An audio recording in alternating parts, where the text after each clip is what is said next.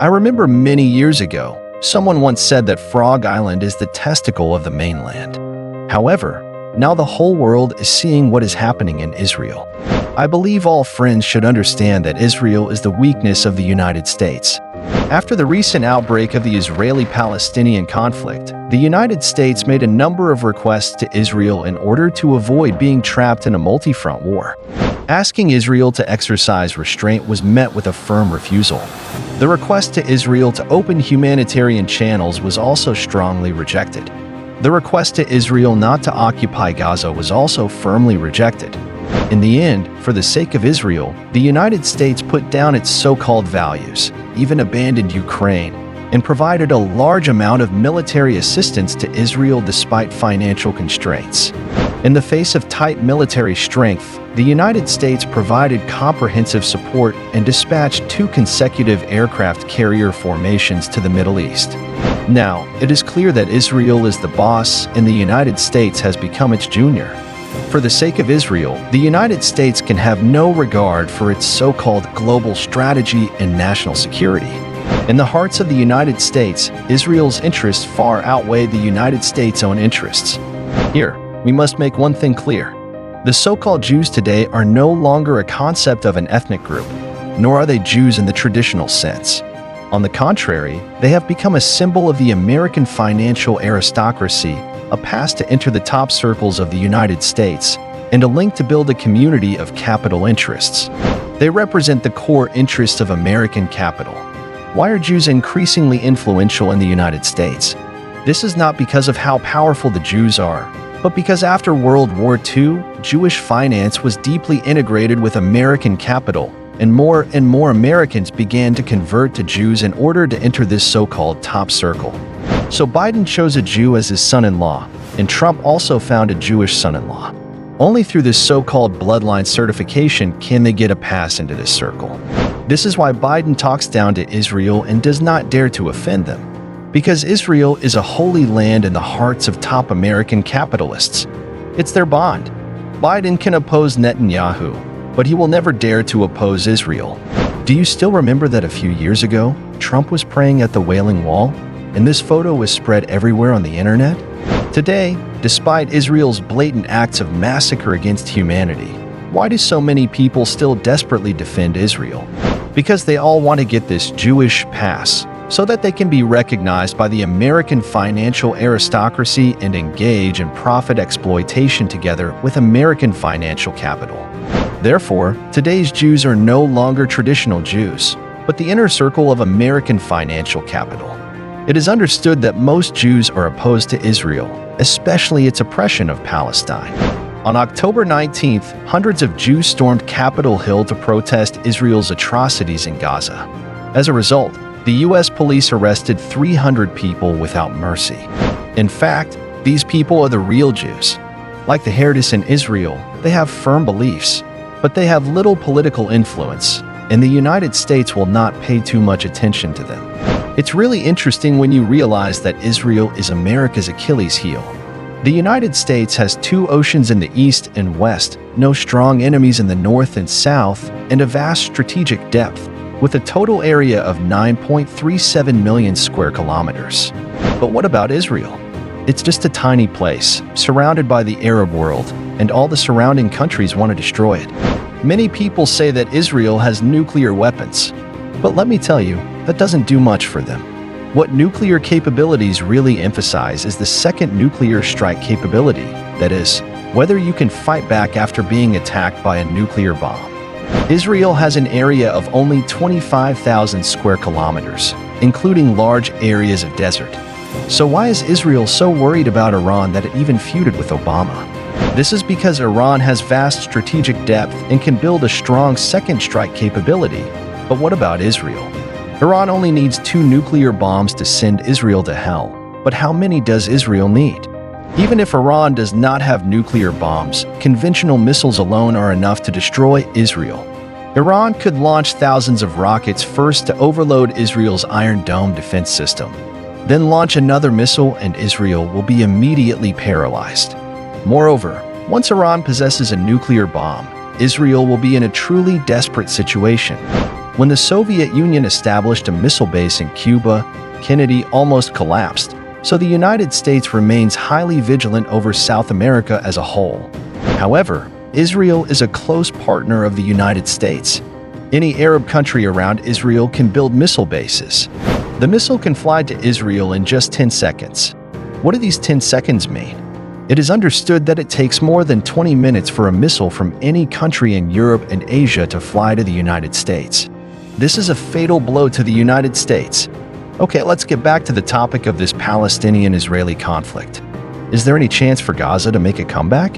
Dear friends, I have been doing psychological construction recently because Israel's anti-human behavior in Gaza is not over yet, and now we still have no way of knowing how many atrocities they will commit.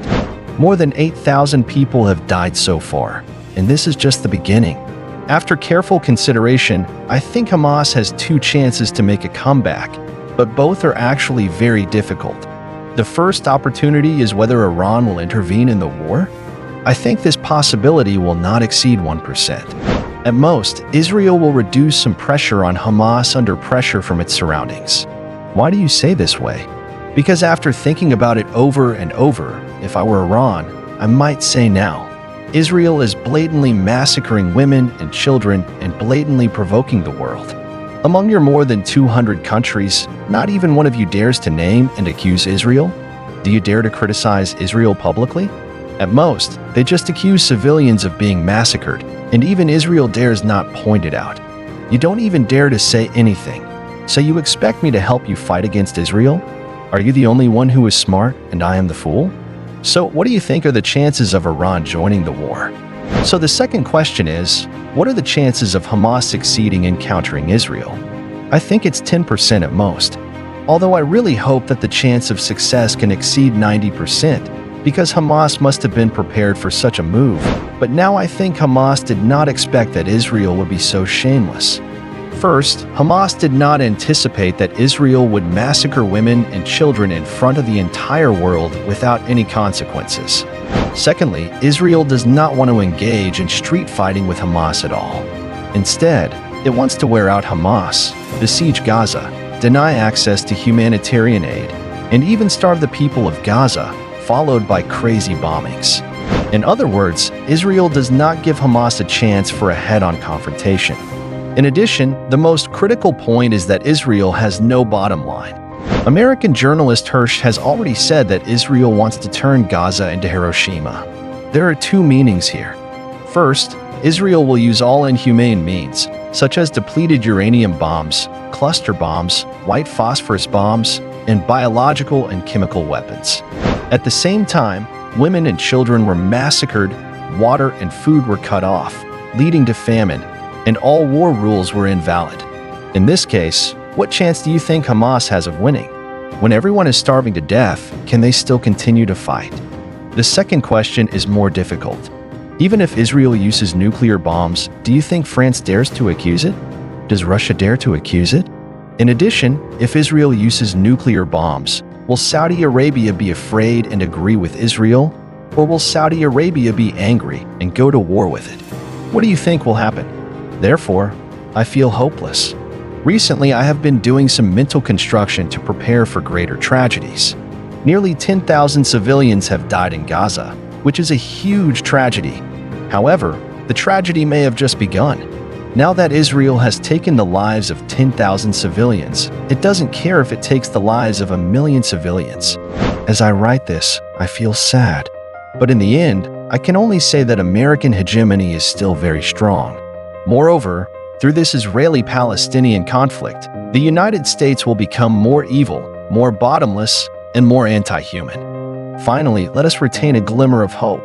On December 12, 1937, Japan invaded Nanjing, and the United States sent the USS Panay to escort American citizens to evacuate.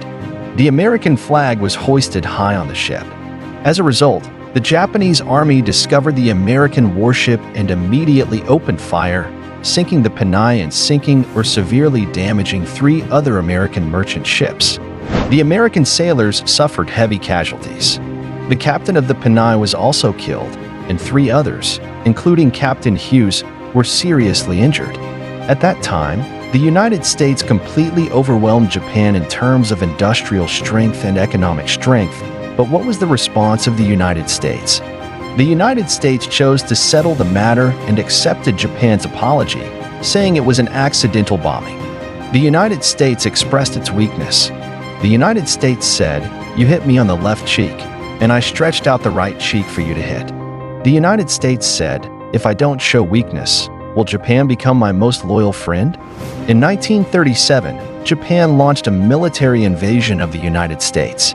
Just 4 years later, the United States made Japan despair.